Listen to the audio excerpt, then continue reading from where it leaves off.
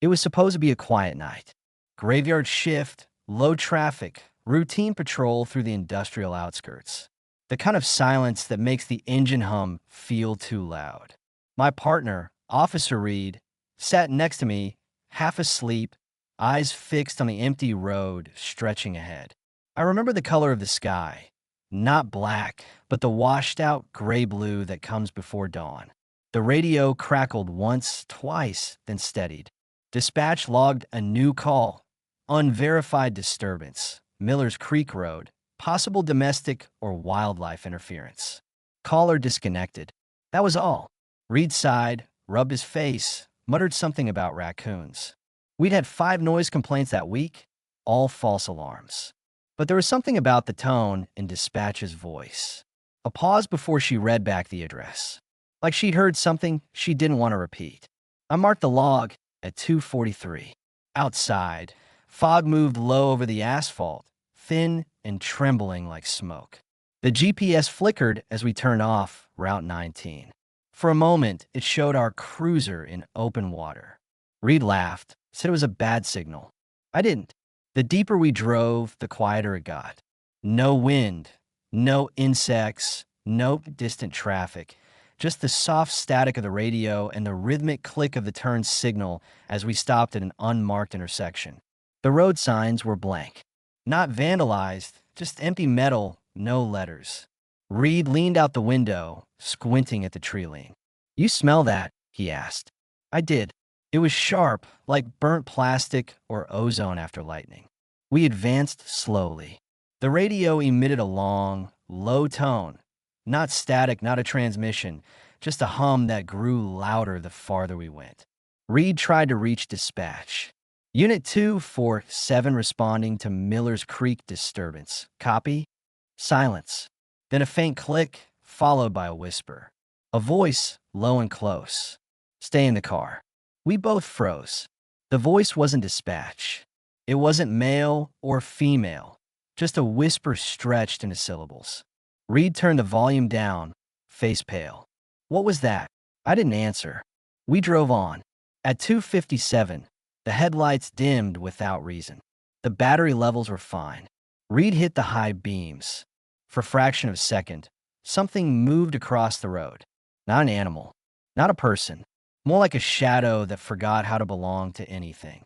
It rippled when the light touched it, then vanished. Reed swore under his breath. Probably fog, he said again, but his voice shook.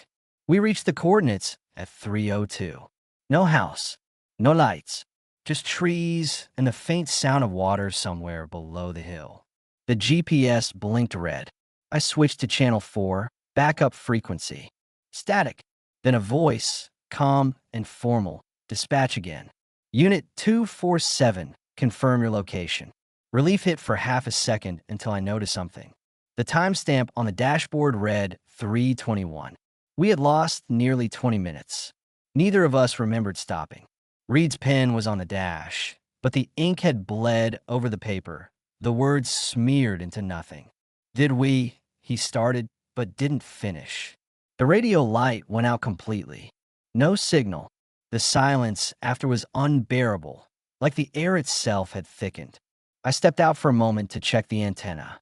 The forest was dead still, fog rolling between the trunks like pale smoke. That smell, the ozone, was stronger now. Behind me, Reed opened his door and the cruiser's interior lights flickered. For a split second, I saw a movement reflected in the side mirror, a figure standing on the edge of the road, facing the trees.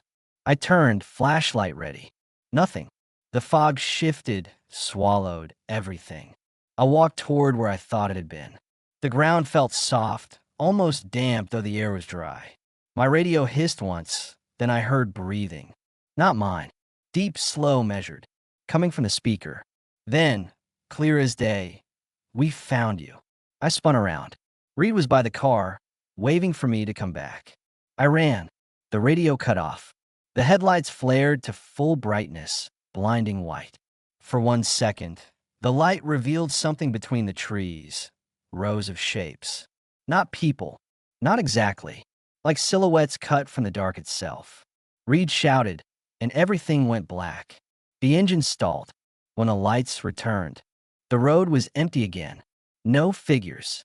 Just us, the cruiser, and the faint echo of our own voices bouncing back through the radio, distorted, delayed by a few seconds. I logged the time. 3:29. Reed said nothing. We drove in silence.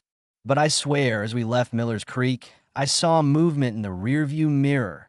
Someone walking in the fog, at our speed, matching every turn of the wheel.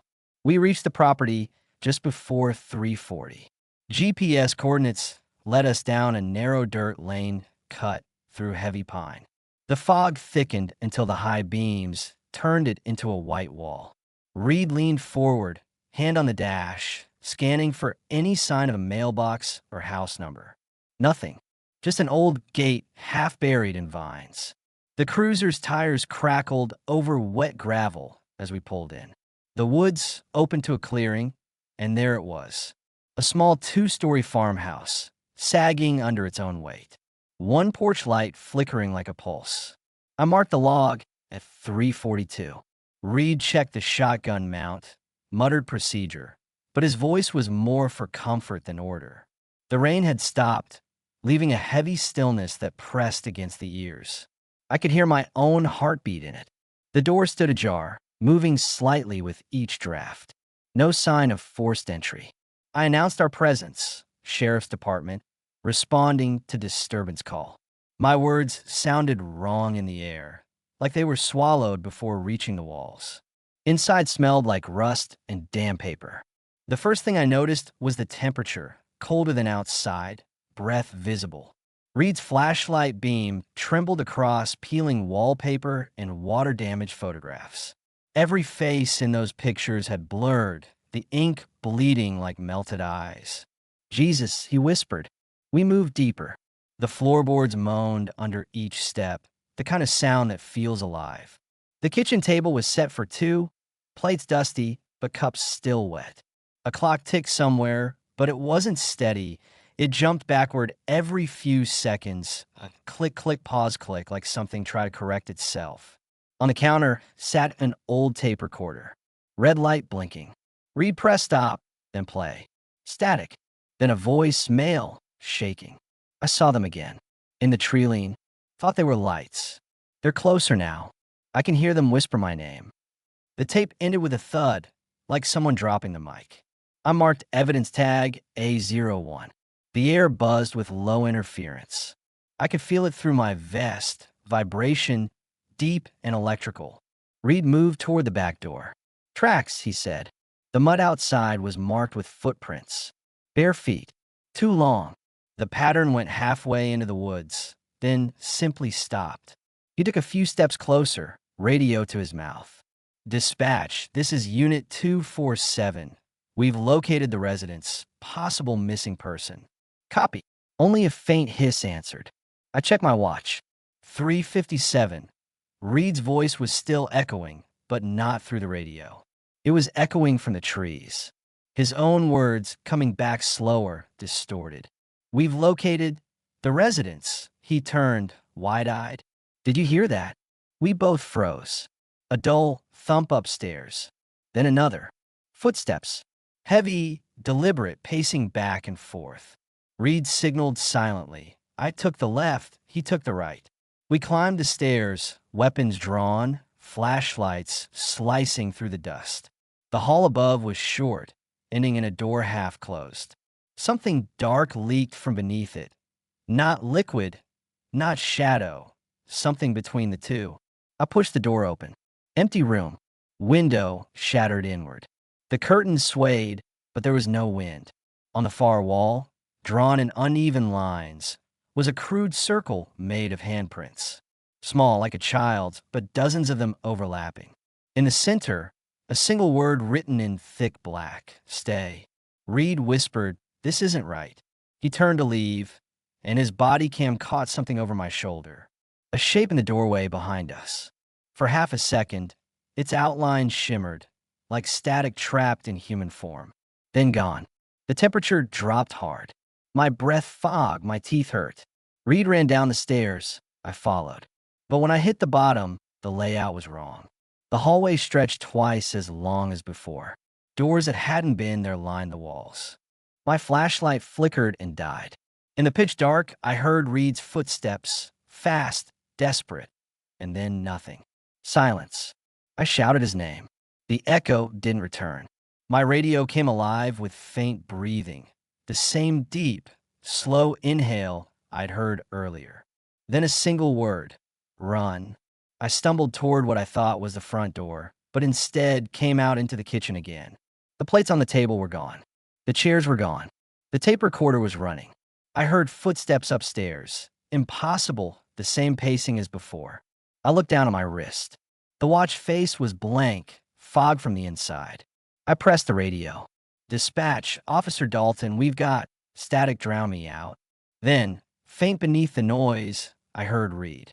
Dalton, they're outside. His voice cracked, half static, half scream.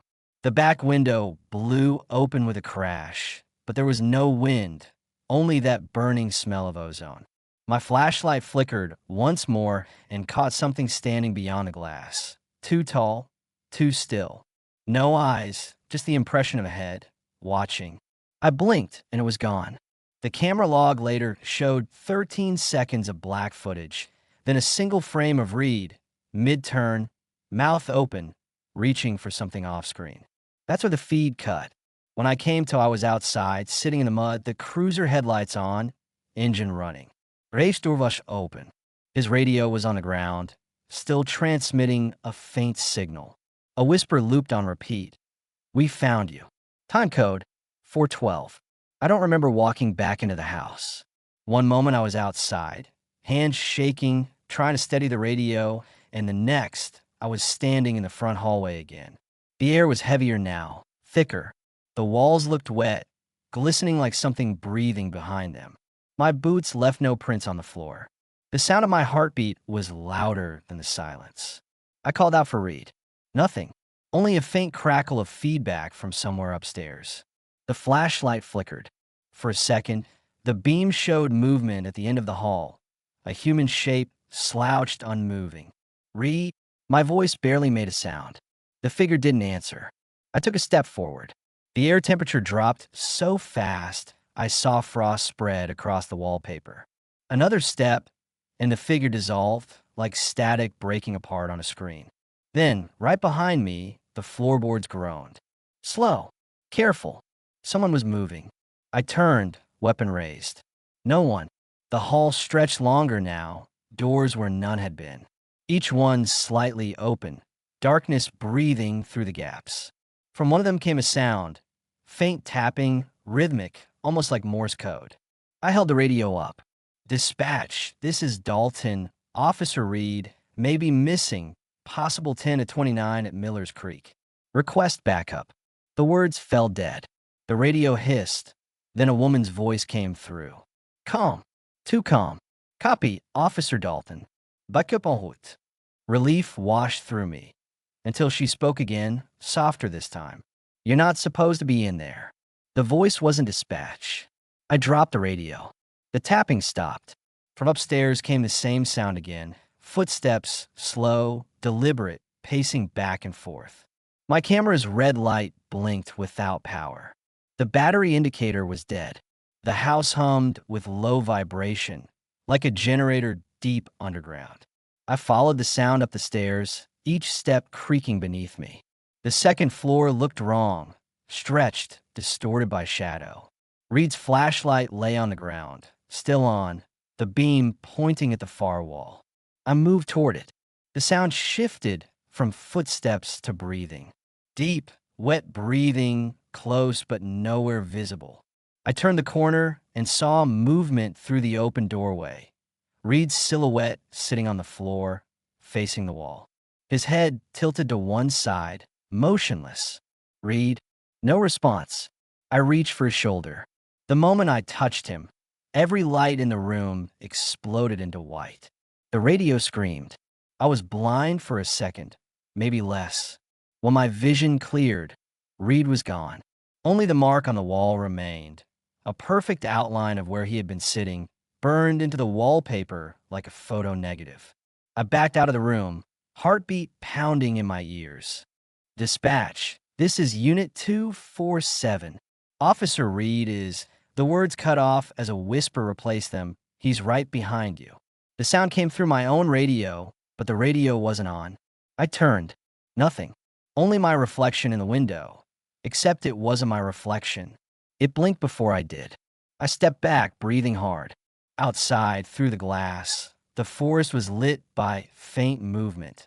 Dozens of shapes standing between the trees, perfectly still, facing the house. I lifted the camera, zoomed in, but the image wouldn't focus. The figures shifted slightly, in sync like something breathing. One of them raised a hand. The motion was slow, deliberate, almost human. My earpiece clicked. Dalton, it whispered. My own name, repeated twice. Dalton. Look, I didn't want to, but my head turned anyway. Down the hall, a door was opening by itself. Light poured out from inside. Not white, not yellow, but something that didn't have a color, more like sound turned visible. The static grew louder, shaking the floor. I tried to move, but my legs wouldn't respond. The door opened fully, and something stepped through. Not Reed, not a person. The shape looked unfinished, flickering between forms like bad footage skipping frames. I couldn't see its face, only the impression of one, with a light bent too sharply. My camera tilted on its own as the shape came closer, and all I could hear was the distortion of my own breathing on playback. Then the sound cut out entirely. Total silence. My vision tunneled. The air felt electric. It stopped just inches away. No sound, no smell, only the pressure, like being underwater. I tried to say something, anything, but my throat locked. The camera caught only one phrase before the feed corrupted. My voice, distant, stuttering. If anyone finds this, the recording glitched. I remember reaching out. My fingers touched its surface, cold like touching static. And then it wasn't there. Nothing was. I was alone in the hallway, shaking, ears ringing. My radio lay in pieces on the floor. The walls pulsed faintly, as if the house itself was breathing. In the distance, through the broken window, I saw blue lights flashing. Backup, finally. I ran toward them, bursting out through the front door. But the lights weren't from cruisers. They were moving between the trees, rising and falling like lanterns. Then they stopped. One by one, they turned toward me, and every single one blinked in unison. The official report lists the time of the last transmission from Unit 247 at 4:13 hours. The audio ends mid-sentence, followed by 6 seconds of distortion. At 4:19, backup Unit 351 arrived at the coordinates near Miller's Creek, but found no vehicle, no signs of officers, no disturbance. The cruiser was located the following morning, 2 miles from the site, engine running, headlights on, driver's door open. Both body cameras recovered, one belonging to Officer Reed, the other to Officer Dalton. The footage, though heavily corrupted, shows portions of their final patrol. The timestamps loop erratically, skipping minutes, sometimes hours. What remains visible are fragments, headlights cutting through dense fog, a farmhouse appearing and disappearing between frames, and multiple silhouettes standing motionless in the tree line. The final 30 seconds of Dalton's camera display an image of him standing in a doorway, breathing hard, whispering something unintelligible. Behind him, the hall appears longer than in previous frames, the walls bending inward. Then static. No trace of either officer was found. The audio log continues beyond that. 17 minutes of faint interference and what some analysts describe as reverse speech. When slowed to half speed, the words are clearer. Stay in the car, repeated 12 times. I listened to it myself during review. Around the 9th repetition, there's something else layer beneath, a voice whispering the names of both officers, followed by breathing close to the mic. The file cuts abruptly at 4:31. Evidence tags include a damaged radio, Reed's badge, and a piece of paper recovered from the driver's seat. Water-stained, nearly blank, but showing faint writing. They know your voice. Forensics couldn't determine the origin of the residue found on the radio's casing. Metallic, magnetic, lightly radioactive. The farmhouse coordinates were checked again, but the property no longer exists on county maps. The area now shows as undeveloped forest. Satellite imagery confirms no structure, no clearing. However, the soil shows distinct tire marks and a single human footprint, size consistent with Officer Dalton. A follow-up drone sweep recorded unusual light fluctuations, flashes resembling emergency strobes seen between the trees. No source located. At 2300 hours that same evening, dispatch logged an automated ping from the cruiser's onboard system. Unit 247 active. The transmission contained no data, only a location code identical to the previous incident. Officers sent to verify found the cruiser impounded in evidence storage, battery disconnected. The event was labeled as system malfunction. Case remains classified as unsolved. There's one more detail not in the report. 2 nights later, I was assigned to review the uncut bodycam files in isolation. At exactly 2:43, the same minute their call began, the feed reactivated by itself. No playback device running, no external trigger. The screen showed the interior of a cruiser. Same model, same dashboard. The camera angle was from the passenger seat, facing the driver. For 3 seconds, the driver's silhouette appeared. Not Reed, not Dalton, someone wearing a uniform, face obscured by static. The timestamp read live. I tried to pause it. The controls were unresponsive. The figure in the video slowly turned its head, as if looking directly at the camera, then the feed cut. The monitor shut off. When IT checked the system logs, no file was found. The hard drive had been completely blanked. Still, I remember the last frame before it vanished. The reflection of a radio light blinking behind the figure. 1, 2, pause, 3. The same sequence used for distress signal.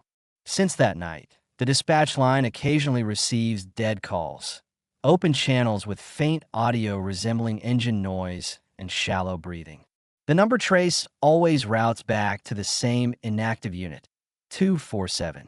Last Friday, 3:12 a.m., one of those calls lasted nearly 2 minutes. I was on duty, alone, and I answered. Static. Then a voice. Male. Familiar. This is Reed. Do you copy? I froze. The ID registered his badge number. Reed, where are you?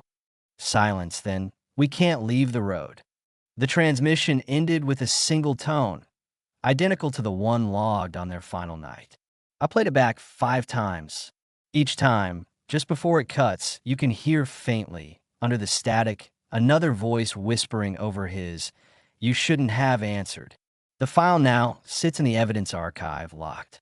I'm told to label it as corrupted data. But sometimes, during the night shift, the light on channel 4 blinks on by itself. Always at 2:43. Always the same call sign. Unit 247.